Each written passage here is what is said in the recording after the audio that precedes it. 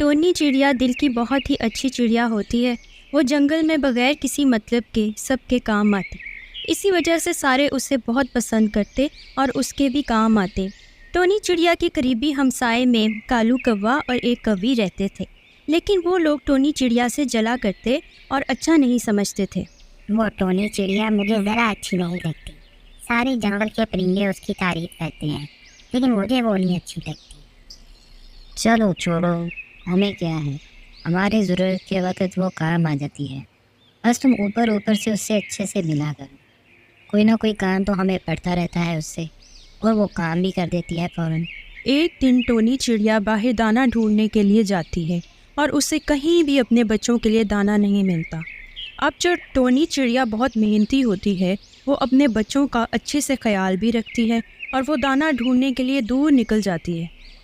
مجھے ہر حال میں دانہ ڈھونڈنا ہی ہوگا، ورنہ میرے بچے بھوکے رہ جائیں گے۔ ایسا کہہ کر ٹونی چڑیا جھرنے کی طرف نکل جاتی ہے، جہاں کوئی بھی پرندے نہیں جاتے تھے، کیونکہ وہاں کچھ نہ کچھ جادوئی چیزیں ہوتی رہتی تھیں، اس لیے وہاں کوئی نہیں جاتا تھا۔ لیکن اب ٹونی چڑیا اپنے بچوں کی وجہ سے دانہ ڈھونڈنے وہاں چلی جاتی ہے۔ ٹونی چڑیا کو تھوڑا آگے چل کر بہت عجیب آوازیں سنائی دیتی ہیں، لیکن آس پاس کوئی نہ تھا۔ جب آواز دوبارہ آتی ہے تو ٹونی چڑیا کو پتہ چلتا ہے کہ ایک درخت اس سے بات کر رہا ہے۔ ارے او چڑیا، تمہیں پتہ نہیں یہ ہمارا علاقہ ہے؟ اب تم ہمارے علاقے میں آ گئی ہو، تمہارا امتحان شروع ہو گیا ہے۔ کیسا امتحان؟ مجھے یہاں سے جانے دیں، میں تو اپنے بچوں کے لیے دانہ ڈھونڈنے آئی تھی۔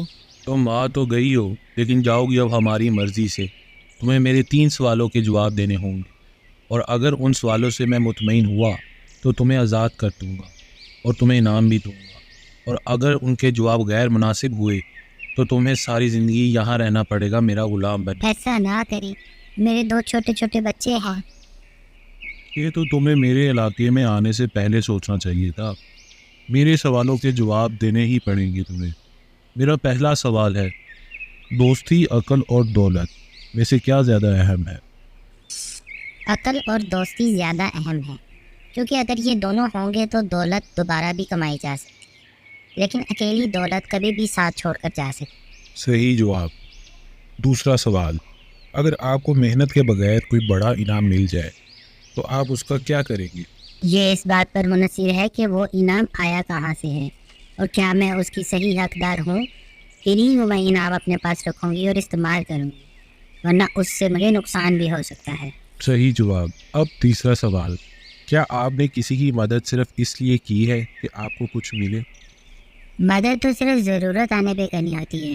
اگر کسی کو اشد ضرورت ہے تو میں اس کی مدد ضرور کروں گی، بنا یہ سوچے کہ وہ بھی میری مدد کرے گا۔ میں تمہارے تینوں جوابات سے پربھاوت ہوا ہوں، جن سے یہ صاف ظاہر ہوتا ہے کہ تم لالچی نہیں ہو، اور اب یہ ہیرے جواہرات بھی تمہارے ہیں اور تم بالکل آزاد ہو۔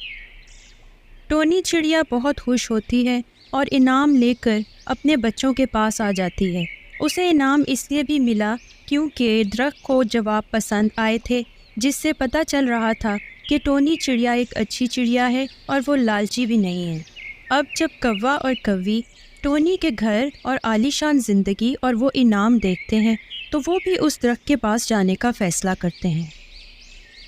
ارے اگر اس کو تمہارے جواب پسند نہ آئے تو وہ غلام بنا لے گا تمہیں۔ اگر تم نے اپنے سوالوں کے سارے صحیح جواب دیے ہیں تو ہم تم سے زیادہ سمجھدار ہیں۔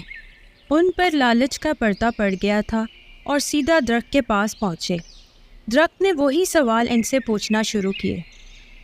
پہلا سوال، دوست، دولت اور عقل میں زیادہ اہم کیا ہے؟ دولت اہم ہے۔ جب دولت ہوگی تو دوست اور عقل دونوں آ جائیں گے۔ دوسرا سوال، اگر آپ کو بنا محنت کیے کوئی بڑا انعام مل جائے تو آپ اس سے کیا کریں گے؟ ہم اس سے ایک نیا گھر اور بہت ساری چیزیں خریدیں گے۔ کیا آپ نے کسی کی مدد صرف اس لیے کی ہے کہ آپ کو کچھ ملے؟ بالکل، اگر ہم سب سے بنا کے رکھیں گے تبھی تو ہمیں فائدہ پہنچے گا اور لوگ ہمارے بھی کام آئیں گے۔ دوستو، یہ وہی بات ہو گئی کہ اپنے پیروں پہ خود ہی کلہاڑی مار لینا۔ اب درخت کو کوا اور کوی کے جواب سے صاف پتہ چل گیا تھا کہ وہ لوگ لالچی ہیں، اس لیے انہیں ہمیشہ کے لیے قید کر لیتا ہے۔ کوا اور کوی خود ہی درخت کے پاس جا کر پھنس گئے۔ اور لالچ بری بلا ہے۔ ان کے سارے جواب لالچ والے تھے جو درک کو پسند نہیں آئے۔ اپنے آپ کو مہان سمجھ کر ٹونی کی بات نہ مانتے ہوئے کوا اور کوی خود ہی پھنس گئے اور اب ساری عمر غلام رہیں گے۔